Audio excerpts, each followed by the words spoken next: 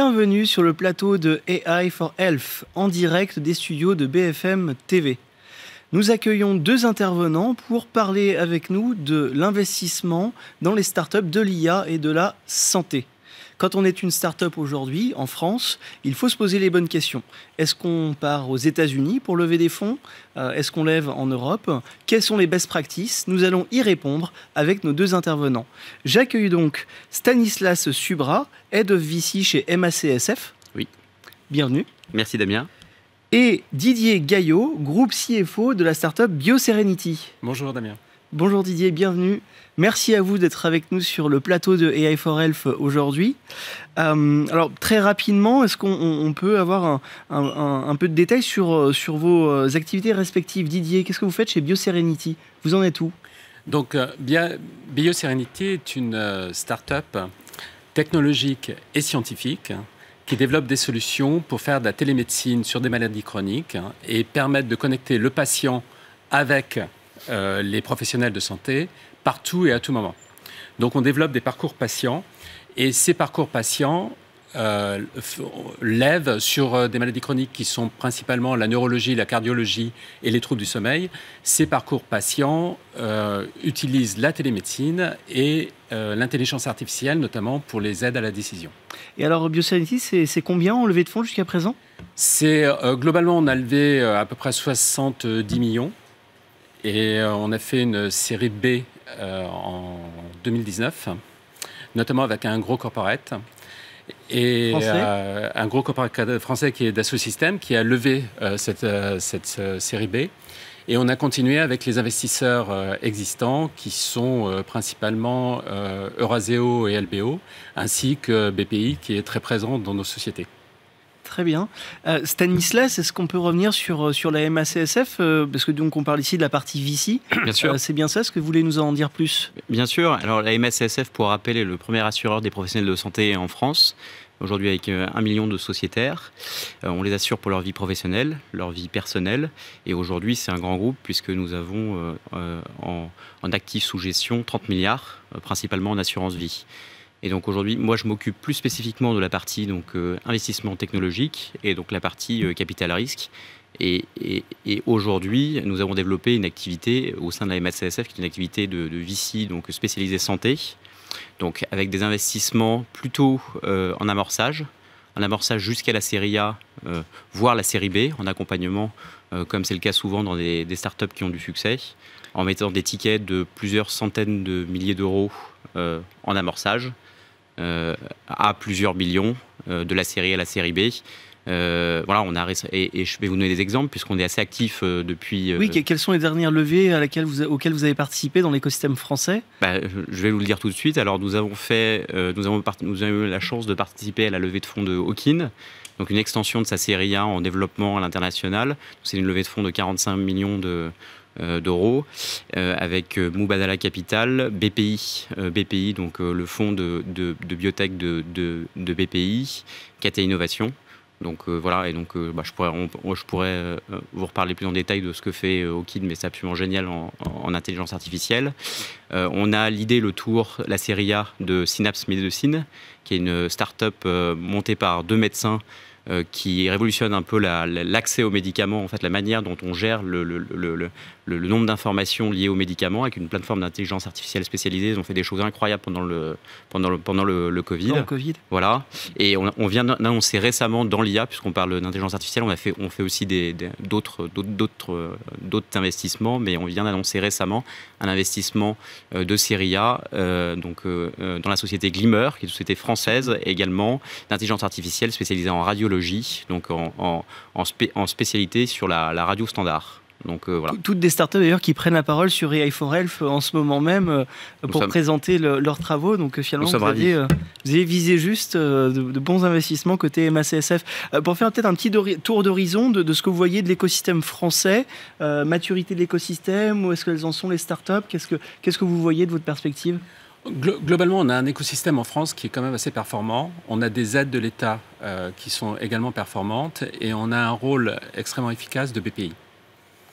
Par rapport à l'intelligence artificielle, il faut reconnaître que la gestion des données patients est un tout petit peu plus complexe en France que ça ne peut l'être dans d'autres pays. C'est possible, ça prend simplement un petit peu plus de temps en termes d'autorisation pour ce genre de choses. Et on sait que ce sont ces données patients qui viennent remplir les moteurs d'intelligence artificielle qui vont après aider les médecins à prendre des décisions dans notre cas. Complètement. Stanislas Je partage un peu votre analyse. L'écosystème est vraiment dynamique. On a d'ailleurs vu l'émergence de champions dans ce domaine. On parle de Doctolib sur l'agenda, évidemment. Il y a l'eFun aussi, la société l'eFun qui se développe très rapidement en ce moment. D'ailleurs, qui a des technologies d'IA dans les hôpitaux, dans les établissements de santé, pour justement essayer d'améliorer le système et essayer de pousser, de bâtir un petit peu cet écosystème pour pouvoir construire de l'intelligence artificielle des projets d'intelligence artificielle. Donc c'est une super société qui se développe très très bien en France. BPI a évidemment un très gros rôle et non de soutien de l'écosystème. Et voilà. Et là, en tout cas en série A, série B, dans l'écosystème, on voit beaucoup de startups monter par des médecins. Pour nous, c'est important, évidemment. Pas que, évidemment, mais le fait d'avoir une équipe pluridisciplinaire avec des médecins à la base, dans les projets, par exemple, à base d'intelligence artificielle, c'est très important parce qu'il faut une connaissance quand même très précise du fonctionnement du système médical, de ses contraintes, évidemment, et de ce qui peut être fait. Mais on voit énormément d'activités en ce moment. On a un deal flow assez fourni, des projets très ambitieux. Est-ce que c'est le contexte un peu Covid qui donne cet élan à ce secteur, à ces startups ? Je pense qu'il y avait déjà des projets, avant, mais je pense qu'aussi la crise a donné un peu aussi un coup de projecteur aussi sur ce secteur-là, en fait, et sur ses besoins de digitalisation accrue et de ses besoins de nouveaux outils qui permettent d'aider le médecin à mieux diagnostiquer, à mieux soigner. Et qui permettent in fine aux patients d'être mieux soignés. Finalement, vous encouragez vos professionnels de santé, les médecins, à lancer leur start-up, à lancer un produit, un projet. Oui, nous on pense que c'est une très bonne chose. Et on le voit, les projets alors portés par des médecins ou qui ont dans leur équipe fondatrice un médecin voilà, qui est là pour amener justement cette créativité médicale, pour ouvrir des portes, pour permettre par exemple, comme vous disiez, d'avoir accès aux données. C'est primordial dans la réussite du projet au début. Donc, du coup, une fois qu'on a dépassé, parce qu'on le voit aujourd'hui de plus en plus de médecins se lancent dans l'aventure, des belles séries A, des belles séries B en France, la question qu'on se pose, et Didier, je reviens vers vous, puisque vous avez travaillé aux États-Unis. Est-ce qu'il faut-il s'internationaliser à tout prix ? Faut-il aller lever aux États-Unis quand on est une belle start-up de l'AI for Health en France ? Quel est votre point de vue là-dessus ? Il faut revenir sur les marchés et savoir comment on peut prendre une part de marché significative aujourd'hui. Les États-Unis représentent à peu près moitié des dépenses de santé. C'est très simple dans le monde. Donc, si vous voulez avoir un rôle majeur avec une part de marché importante ou significative, vous êtes obligé d'aller aux États-Unis. Vous n'avez pas le choix. Aller atteindre la même part de marché en dehors des États-Unis vous demanderait d'aller dans énormément de pays et ça rend les choses beaucoup plus coûteuses et beaucoup plus longues. Donc, des réglementations différentes pour chaque Exactement. pays. Surtout en santé. Bien sûr. Donc, pour aller aux États-Unis, l'idéal, c'est d'être quand même accompagné par un gros investisseur américain si possible. Puisque quand on cherche un investisseur un peu plus important, et là je parle plutôt de la série C, vous cherchez quelqu'un qui va vous accompagner dans votre croissance.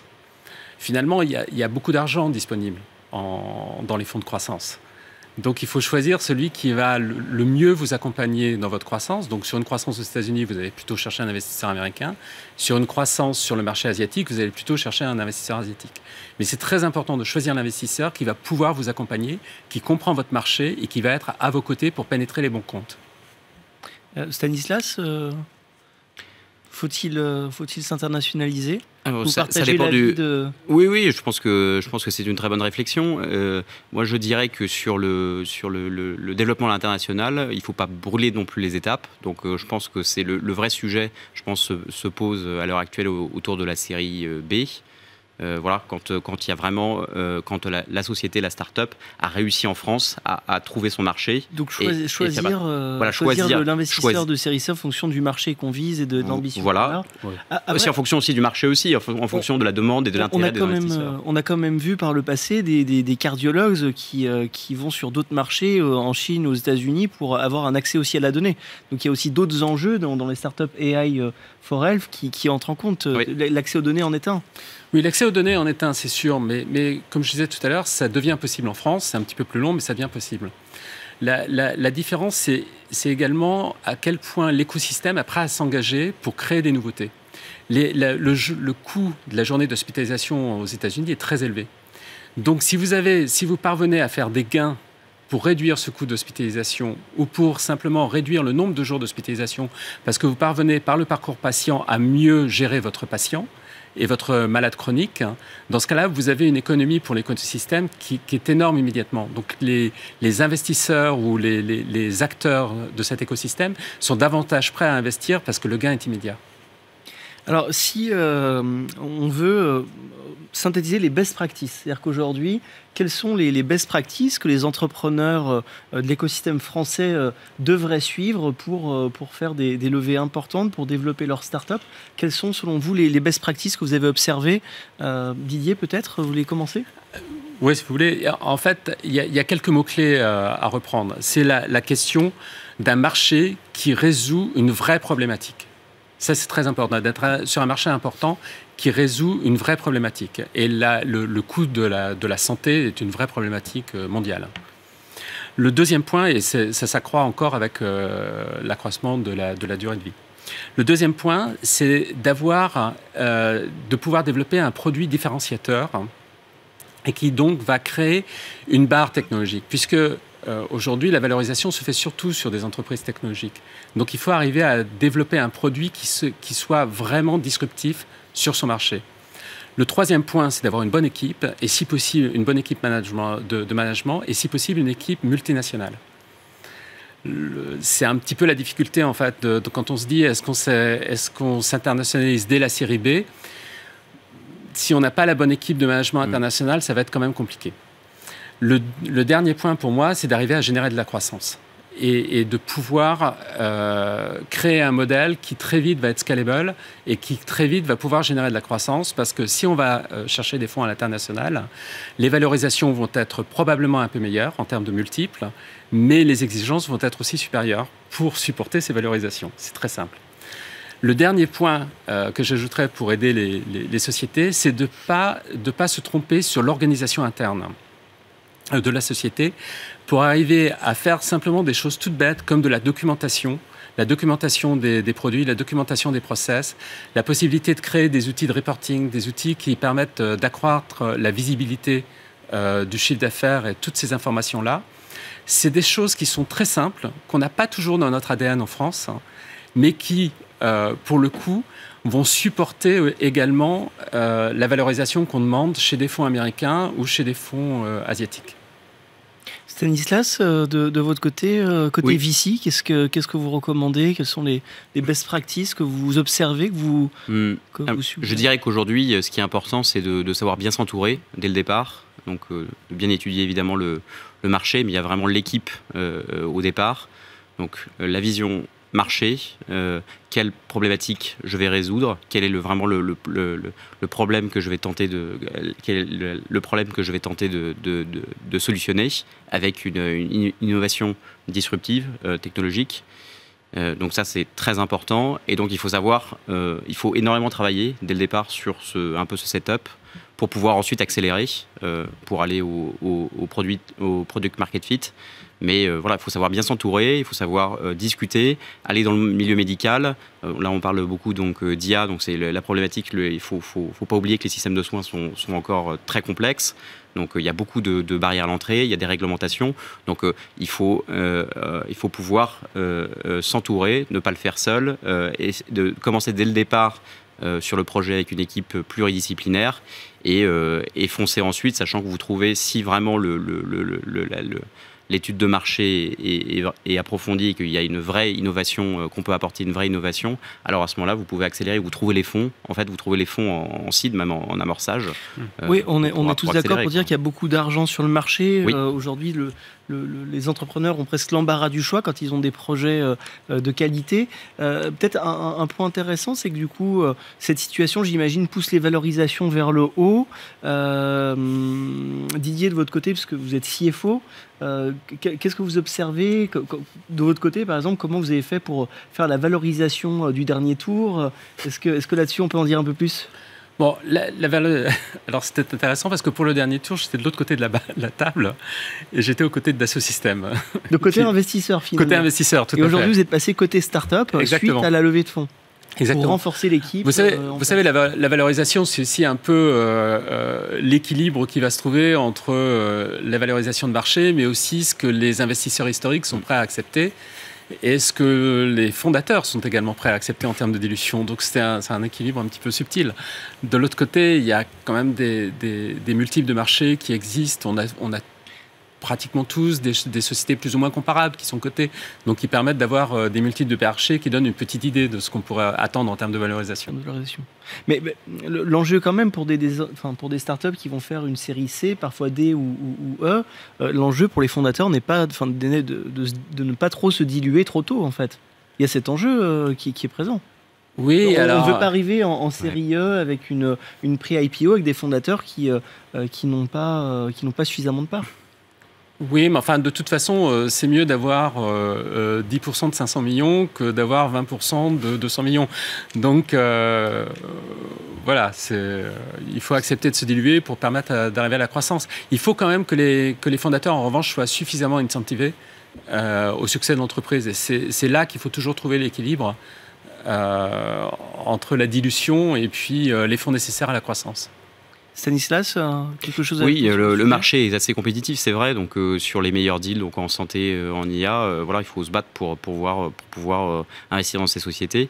Et en fait, je pense que le calcul des entrepreneurs, c'est de dire bon, je vais prendre l'argent tout de suite, je vais me diluer, mais au moins ça va me permettre d'accélérer et de construire une position de marché pour être le numéro 1 sur mon marché, en France par exemple.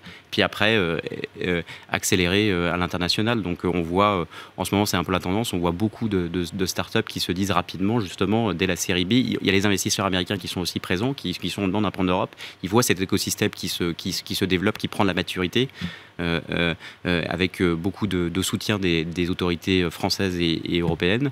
Et ils se disent, bon, bah, c'est le moment, j'ai pas envie de me faire doubler par un acteur américain, donc si le marché adressable est élevé, j'y vais, et je vais rapidement, pourvu que j'ai l'équipe, évidemment, toutes les structures en place, je fonce aux États-Unis. Il y a un élément qu'il ne faut pas oublier dans la tête aussi des fondateurs d'entreprises, c'est que ce sont souvent des gens qui ont une vision, qui ont une mission, qui ont un rêve, et qui ont envie de se donner les moyens d'atteindre leurs rêves, parfois un petit peu quelle que soit la dilution. J'exagère un petit peu, mais ils ont quand même, si on leur donne davantage de financement pour leur permettre d'atteindre leur vision, je pense qu'ils accepteront la dilution.